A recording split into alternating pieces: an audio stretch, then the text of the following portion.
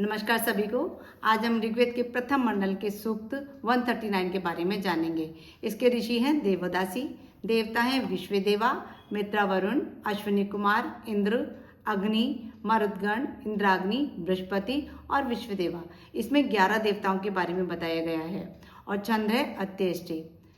जैसे हम शुरू से देखते आए कि हर एक सूक्त में किसी न किसी देवता की आराधना की जाती है और उसमें उनसे धन, वैभव, यश और कीर्ति की कामना की जाती है। इसमें 11 देवताओं के बारे में बताया गया है।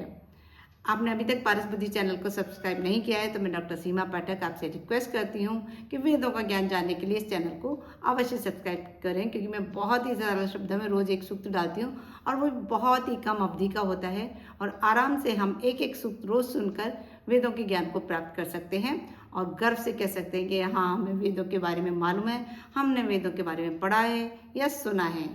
यदि हमसे कोई पूछे कि क्या आप वेदों के बारे में मालूम है, तो हम कह सकते हैं कि हाँ, हमें वेदों का ज्ञान प्राप्त है। चलते हैं सूक्त 139 की तरफ। हमने अग्निदेव को बुद्धिपूर्वक धारण किया है। उस दिव्य प्रदीप्त ज्योति की हम आराधना करते हैं। नवीन यज्ञ की यज्ञ वेदी पर आकर मनोरथ पूरे करने वाले इंद्रदेव और वायुदेव की हम प्रार्थना करते हैं। हमारी स्तुति निश्चित ही देवताओं के पास पहुँचे। हमारी प्रार्थनाएं देवताएं अवश्य सुने। मित्रा, वरुणों, आप दोनों निस्सामर्थ्य से सत्यवादिता तथा असत्यवादियों को अनुशासित करते हैं तथा अपनी शक्ति सामर्थ्य से उनके ऊपर शासन करते हैं। अतएव आप दोनों ही स्वर्णिम तेजस्विता को अपनी बुद्धि, मन, इंद्रिय शक्ति तथा ज्ञान सामर्थ्य के द्वारा हम प्रत्यक्ष देखते हैं। हे अश्विनी कुमारों, या अश्विनी कुमारों के बारे में भी बताया गया है। देवताओं के प्रति श्रद्धा भावना से युक्त मनुष्य वनों द्वारा आप दोनों का यशोगान करते हैं। श्रद्धावान याजक आप दोनों का आह्वान करते हैं। आप दोनों के सर्वज्ञ होने से समस्त वैभव संपदाएं और अन्न आप दोनों के ही आश्रित हैं। हे मनुहारी देवों, सुंदर स्वर्णिम रथ के चक्र आपको वहन करते हैं। सुंदर अश्विनी कुमारों, आप दोनों सारथी रूप में स्वर्गस्थ मार्गों पर तीव्र गतिशील अश्वों को रथ में नियोजित करके स्वर्ग पहुंचते हैं, ऐसा सभी का कथन है। हे उत्तम अश्विनी देवों, आप दोनों को हम भली प्रकार बंधन स्वर्णिम रथ में विराजित करते हैं। आप दोनों अपनी सामर्थ्य से संपूर्ण लोकों पर शासन करते हुए जल पर नियंत्रण रखकर निज मार्गों से प्रस्थान करते हैं। हे पुरुषार्थ युक्त वैभव संपन्न अश्वी देवों, आप दोनों हमारे श्रेष्ठ कर्मों से प्रसन्न होकर हमें अनवरत रात दिन धन प्रदान करें। आपके द्वारा प्रदत्त ऐश्वर्य में कभी कमी न आए, हमारे सार्थक अनुदानों में कभी कमी न आए।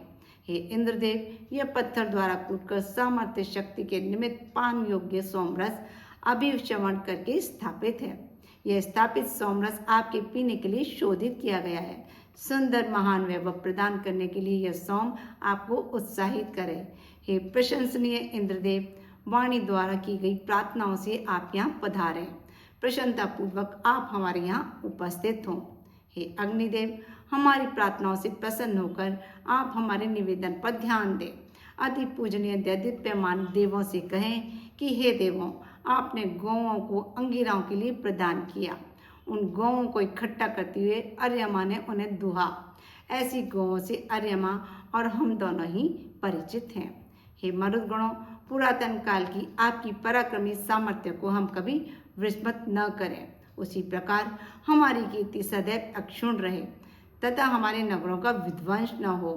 आश्चर्यप्रद, स्तुति योग्य और अमृत रूपी रस प्रदान करने वाली गौओं से संबंधित तथा मनुष्य मात्र के लिए जो धन संपदाएं हैं, वे सभी युगों युगों तक हमारे पास विद्यमान रहें। कठिनाई से प्राप्त होने योग्य जो संपदाएं हैं, उन्हें भी आप हमें प्रदान करें। पुरातन कालीन दड्य, अंगिरा, प्रियमेत, कण्व, अत्रि और मनु, ये सभी ऋषि हम मनुष्यों के सभी जन्मों को जानते हैं। वे मननशील ज्ञानी हमारे पूर्वजों को जानते हैं। उन ऋषियों का देवताओं के साथ अति निकटस्थ संबंध है। साधारण मनुष्य देवों से ही शक्ति ऊर्जा प्राप्त करते हैं। उन्हीं देवों के अनुगामी बनकर हम हृदय से उन्हें प्रणाम करते हैं। स्त्रोतों से हम इंद्राग्नि की प्रार्थना करते हैं। यज्ञकर्ता यज्ञ द्वारा विभिन्न कामनाओं से पूर्ण करें। कल्याणकारी बृहस्पति सामर्थ्यप्रद तथा विभिन्न लोगों द्वारा वांछित सोम से यज्ञ संपन्न करें। दूरस्थ दिशा से आ रही पत्थरों द्वारा सोमवल्ली कूटने की ध्वनि हम स्वयं सुनते हैं। सत्कर्म रूपी यज्ञ कार्यों को करने वाले मनुष्य जल तथा अन्न आदि से भरे पूरे संपन्न रहते हैं।